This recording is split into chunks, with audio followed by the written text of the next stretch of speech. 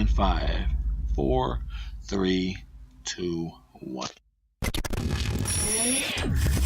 You can hate him for not making that fight happen, but this is an unbiased show. We talk boxing. If it is just some missed details, the Double RT Boxing Show, Mr. A is here to help you, because that's what we do. We talk that boxing, spit that fire on the internet, dragging on the net, hashtag dragging on the net. Follow me at Twitter at RRTB Show. Double RT, the Double RT, the Double RT Boxing Show with Mr. A. The Double RT Boxing Show is back with some more coverage of the PBC FS1 card. Strange events.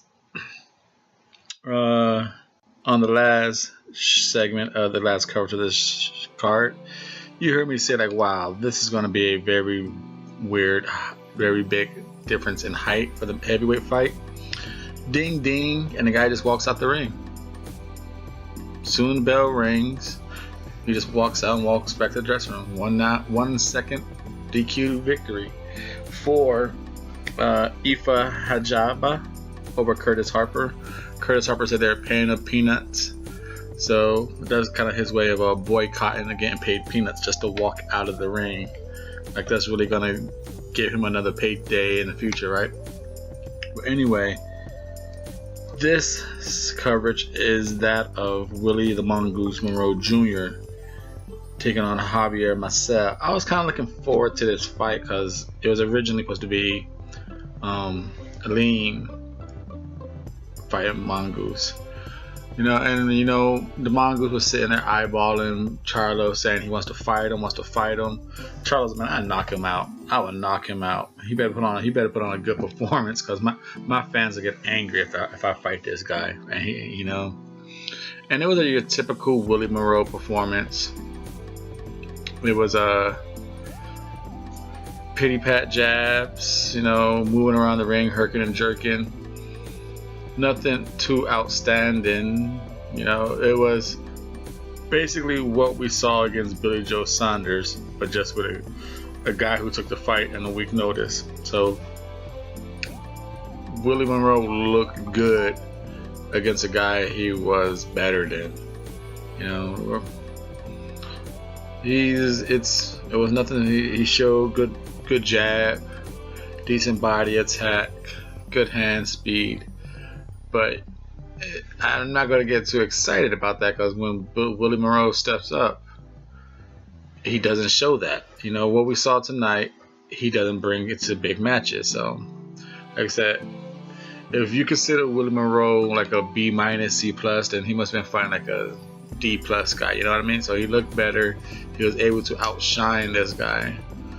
And right now, Jamal Chango James is getting ready to get the main event going. So we'll be right back to start this one. But like I said, Willie Monroe, he did good enough to keep his name alive in the division, give himself a good fight in the future. Someone to put a name on their resume. Right now, the only way I think Willie Monroe is gonna get he won't get a Charlo fight, but he's gonna have to upset someone. Not that big, maybe like a mid.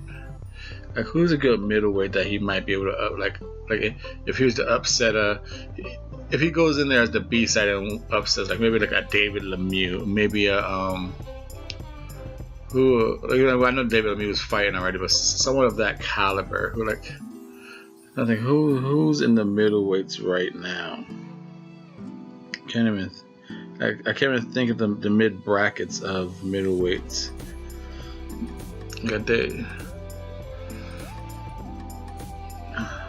Let's see. The middleweights, 160. A Gary O'Sullivan, upset of Gary O'Sullivan, a Jack Cuclay, Martin Murray,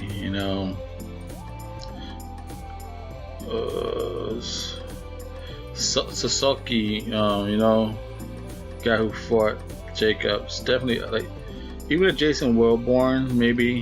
He's a good UK fighter. He beat Langford. Maybe a Flacco. Emmanuel Alim is who he was supposed to fight tonight. Him and Curtis Stevenson, that'd be a good fight. You know, see what he can do against Curtis Stevenson. Well, I'm going to get ready to watch this main event here, see what Django James could do. He's getting highly ranked up there. This is a Double RT Boxing Show. Willie Monroe. He looked good against a D-plus fighter who took the fight in a week notice. So take it for what it is. His skills is there, but they never show up in a big fight. Double RT Boxing. I'm your host, Mr. A.